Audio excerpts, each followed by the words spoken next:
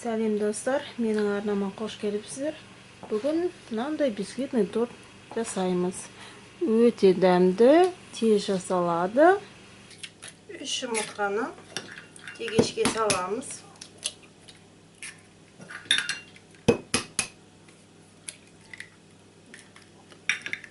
Оған 80 грамм қант саламыз.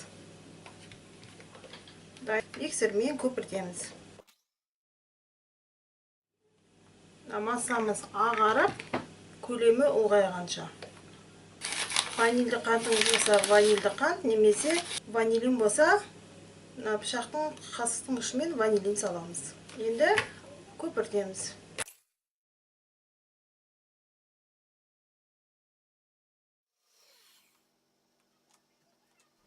Жұмыртқа мен қантты 8 минуттай көпірттім. Менің миксерінің қуаты 500 ватт. 3-ші скорості, 5 скорость бар, 3-ші скорості көпірттім. Егерде қуаты аз болса, сізден уақыт көбірек кетер, миксеріңізді өшіріп отырыңыз. Қызып, істен шығып қалмау үшін. Енді бұған дайындап қойған ұнымызды араластырамыз. Ол үшін мынандай силиконовый лопатка немесе мынандай венчик алуға болады. Ұнымызды алдын ала илегіштен өткізіп алдық. Бөліп себіп, ақырын төменнен жоғары қарай бұлай араластырамыз. Духовкамызды 180 градусқа қосып қоямыз. Байқап ақырын араластырамыз. Енді қамырымызға бір ас қасық қайнаған суық су құямыз. Тезірек араластырамыз, тез-тез.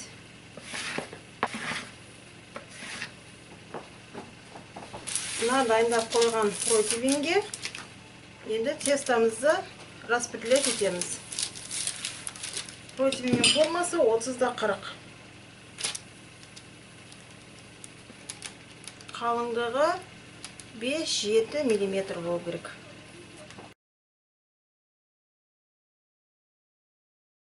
Противинге рулетті жайдым тестамды. Енді алдын ала қызып тұрған 180 градусқа дейін духовкаға апарамын. 10-12 минут пісіремін. Байқаңыздар, рулетті кептіріп алмаңыздар. 10-12 минуттан артық, беті кішкене қызара бастағанда алыңыздар. Мен санағанда екінші полкаға қоямын.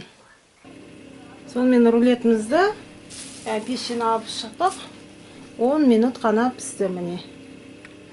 Ыстық рулетті алып, мына целлофанға аударамыз. Суға таза орамалды саламыз, дымқыл қылып аламыз, суын сығып тастаймыз да. Енді оны мына рулетімізді жауып қоямыз. Өстіп бір 10-15 минутқа қалдырамыз. Енді крем жасаймыз. Крем үшін бізге сметана керек, 200 грамм, 100 грамм сгущенное молоко, және сахарная пудра, 2 қасық, 35 грамм. Сметананың 30%-ін алыңыздар, ол қою болсын. Мысалы, мына сияқты кремнің 20%-гі почти кефир сияқты. Сапалы, қымбатырағын алыңыздар. Мынаның 20%-і 400 теңге тұрса, мынандай кефирдің 20%-і 250 теңге тұрады. Сондықтан өздеріңіз вывод жасаңыздар. Енді осы кремге сгущенкамызды саламыз, дайындап болған. Сахарная пудраны елегіштен өткізіп аламыз. Енді миксермен көпіртеміз. Кремге ванилин қосуды ұмытпаңыздар, пышақтың ұшымен. Міне креміміз дайын. Холодильникке қоя тұрамыз.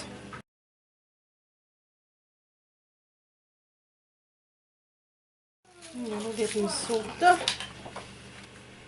Рулетті мынандай повидло джеммен пропитывать етуге болады. Джемді алып жағып. Маған просто абрикосовый ұнамайды. Сондықтан малиновый вареньені алып бұлай ситадан өткізіп, оған жартылай кішкене су қойдым міне. Түбінде қайнаған салқын су. Енді осымен біздің рулетімізді пропитывать етемін. Енді мына дайындап алған кремімізді жағамыз. Бұл кремге Қалауыңызша бір жарты стақан сливки қосып жасасаңыз, одан да дәмді болады.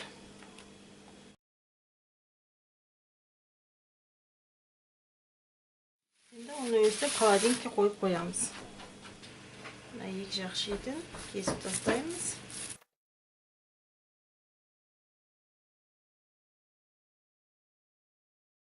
Бұл рулетті әртүрлі кремдермен жасауға болады, өзіңізге ұнайтын креммен. Қарағандарыңызға рахмет. Егер де видеом ұнаса, лайк басып, каналыма жазылыңыздар. Сау болыңыздар.